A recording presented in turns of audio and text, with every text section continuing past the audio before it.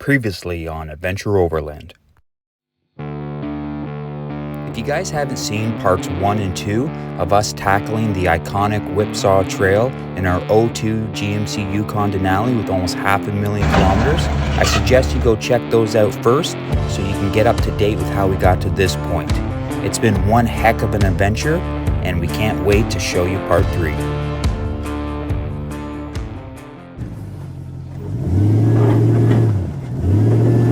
Back up a bit and give it a bit of a run.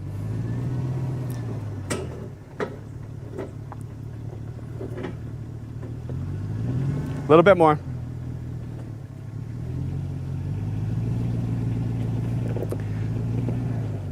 Do me a favor. Go passenger. I'm going to try to get this rock out of your way. Passenger. Passenger. Yeah. Full passenger right now. Yeah. And just bump it. And bump it.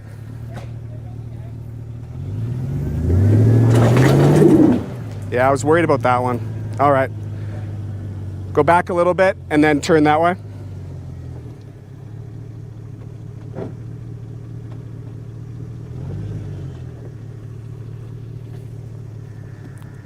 Okay, there's a big rock that just fell. That's okay. That's okay. Okay, come this way. Bump it like I said. And then when you feel that go up, hard passenger. I will. Absolutely.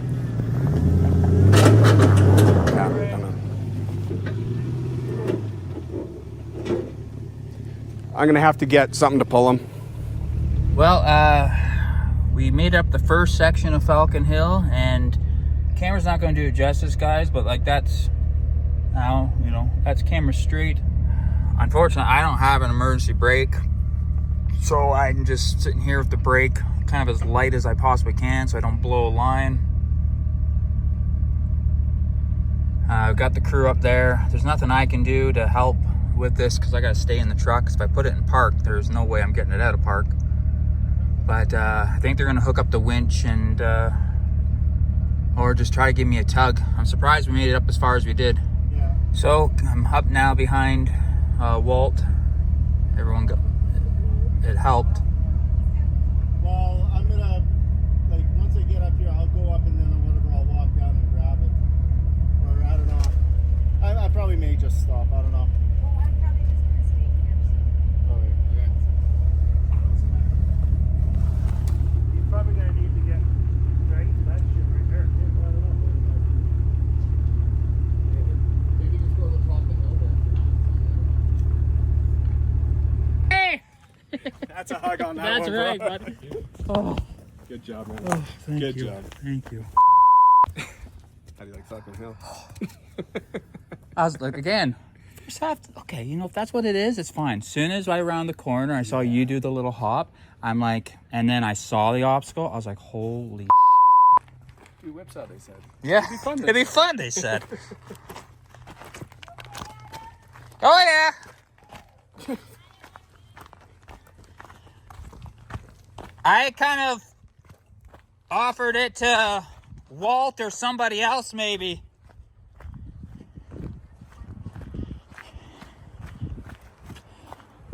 I've never driven his truck enough to... Now, I know that doesn't help with you guys, but... This is intense, man. The camera is not going to do that justice one bit.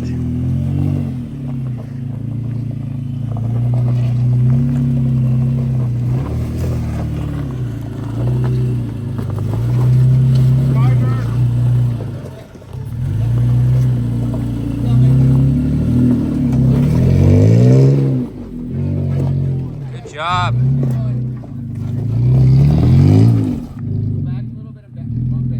He's kind of rubbing this back tire here on the rock. Back foot a foot, Brian. He should bounce over it. There we go. Now bump it.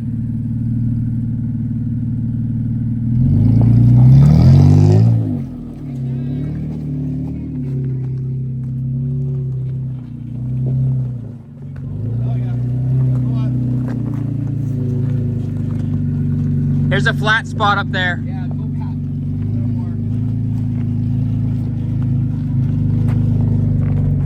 Right about there, Brian. Put a rock under my tire. Yep, gotcha.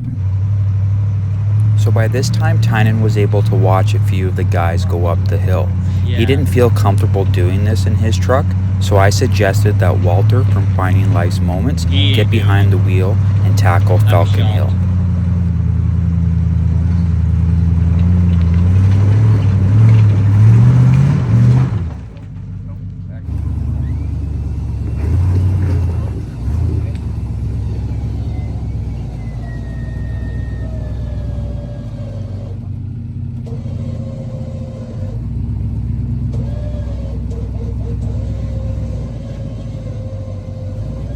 There we go.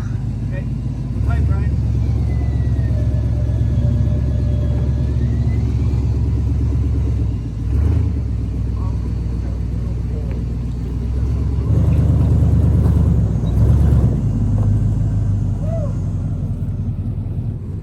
It's easier coming out.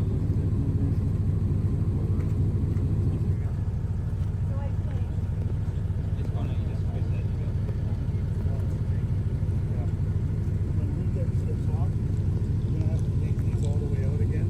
And from that last place we saw, it's 18 days. Yeah, we got a ways to go above the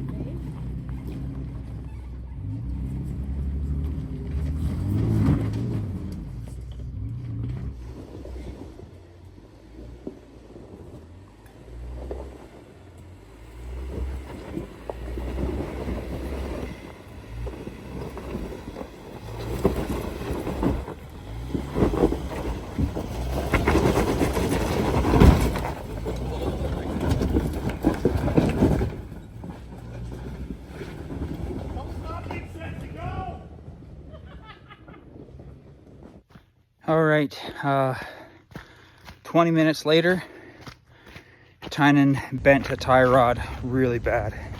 He's got one of those stupid ones where they connect, I'm trying to use my finger, but they connect together and then they just have almost like a clamp over it, and it bent it. So we're gonna just try to bend it back straight enough that we can continue going, and then hopefully get to camp, and then we'll race into town tomorrow to get the parts.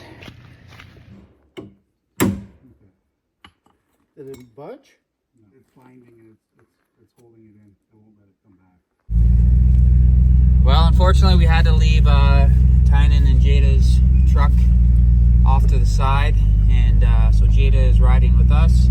Tynan is riding with Brian.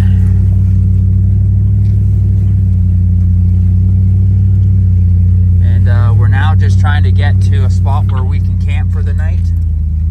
And then tomorrow we will go into town to get the part, hopefully, and come back out and try to get Tynan out of here.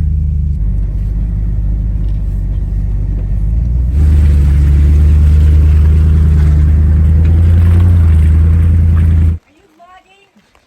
Now, tomorrow's going to be another and busy day, so we're going to be heading into town, hopefully first thing in the morning. That's going to be a couple hours still, because I think we have about 20K left. 20k left of the trail, and then it's about an hour drive into Princeton. So it's going to be a long day, and then we're going to have to go back to get Tynan's truck, which is going to be another 10k from here. So altogether we're going to be doing the whipsaw backwards, or the easy way, for about 30k, give or take 35k. So we're basically doing the whipsaw 1.5 times here. So that's it, guys. Thanks for watching today's video, and we'll see you in the next one.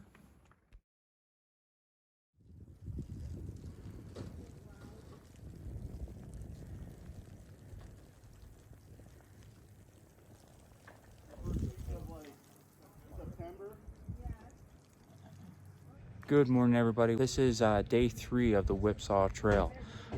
It was another cold night. We were up till about 12 o'clock, didn't get to camp till about 9:30. This morning it was snowing. It is definitely cold, but with Dave's help, he put up his Starlink, and we were able to call Lordco. They have the part.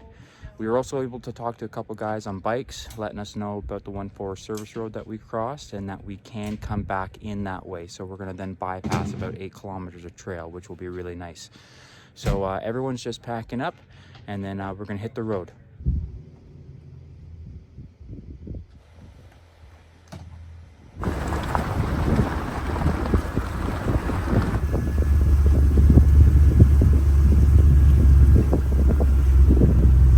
Well, we made it into Princeton. We got the parts we needed and the tools we needed to fix Tynan's truck. It cost $160 for the tie rods and the coupling that goes over it, and then the pickle fork, I believe it's called. That was about $40. So, you know, $200 to do a repair. Hopefully it goes smoothly, and you know, we'll be in and out as fast as we can. So we're just here at the A&W grabbing breakfast, because no one ate supper last night. We basically just got to camp, got set up, had a drink, maybe snacked on some chips or whatever, but that's it. So breakfast is coming. It's time to eat. This is the old town of Colmont. That's the original general store. Coming up here is, I think it's the hotel or motel. Pretty cool. If everything goes well, we'll maybe go for a little drive around or walk around. But some people have, you know, barber, post office.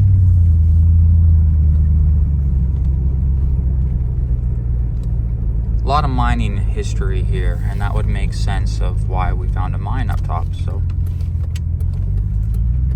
neat little town.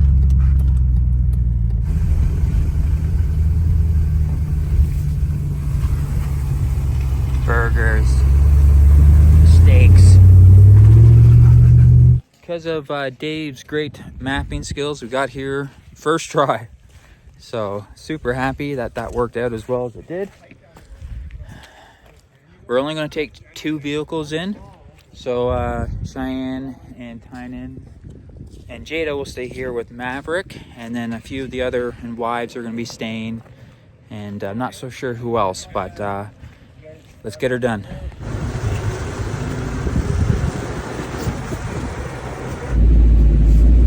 All right, got her fixed.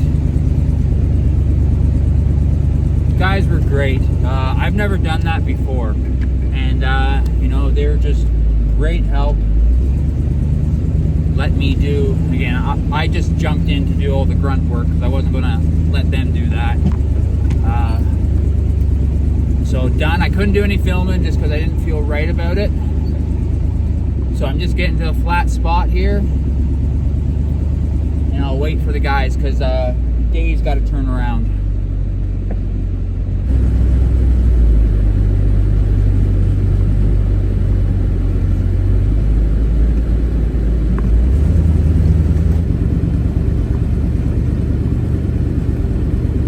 Well, so far so good. Made it over some of the harder obstacles. There's still a couple left that we got to do. Not going to do any type of, you know, I don't have Cheyenne with me. So it's just going to be kind of all onboard stuff. really trying to pick my lines right to just not put pressure on the wheels from doing this, because man, these wheels just wiggle. It's horrible.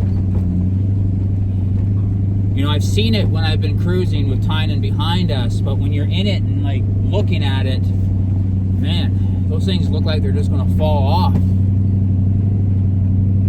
Of course, now it's starting to snow. We've had every type of weather here. We've had some blue skies, tons of rain, now snow. And it's August 27th. It's crazy. It just shows that, you know, realistically in a couple weeks, you know, only like the totally equipped rigs will be able to get up here, because you'll be plowing through snow too. We're pretty high elevation. At the campground we stayed at last night, that was, I think, 1,800 meters. Don't know exactly what that is in feet, so I'll just put that on the screen here.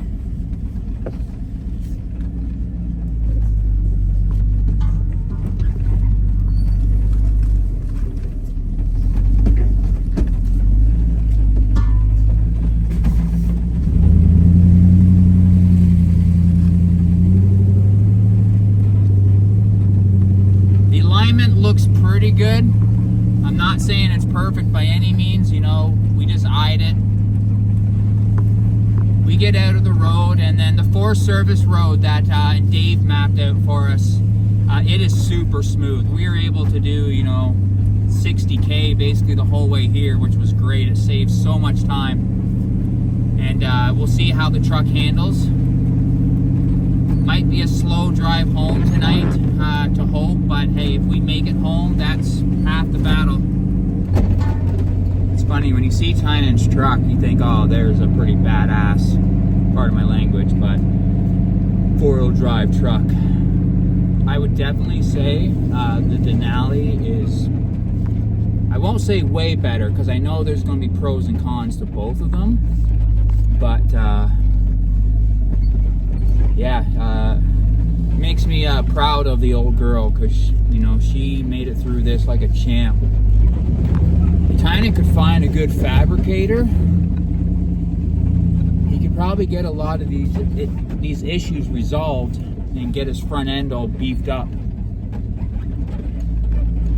He's tried to get some answers, but everyone is just, they're so quick to just, well, that's how it is, that's how it is, right? You know, it's hard to find shops nowadays that want to spend that time, because, you know, they make more money, you know, getting vehicles in and out and not spending, you know, days on a rig. Dave has got an idea of how he can make Tynan's truck a lot stronger in the front end. Those tie rods are just, that's a stupid design. I guess Jeeps are like that too. I don't know if that's the older ones or newer ones he was talking about, but stupid. There's probably an easier repair though for Jeeps.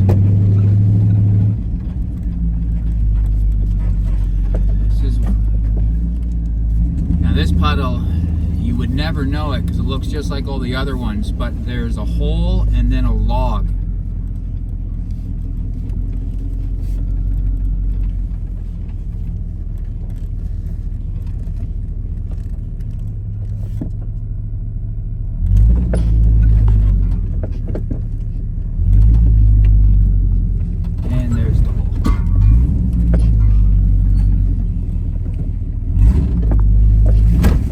Tynan does definitely do a good job driving this thing. This is an old truck with old technology.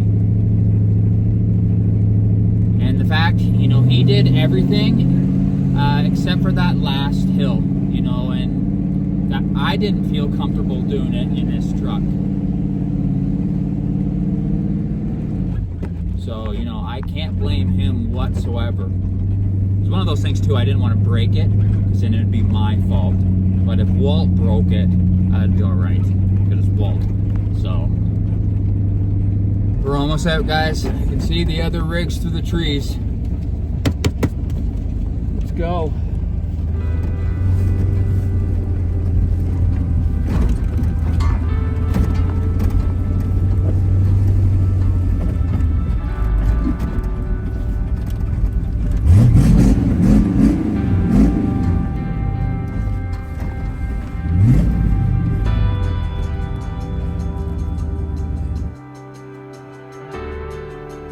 3 days.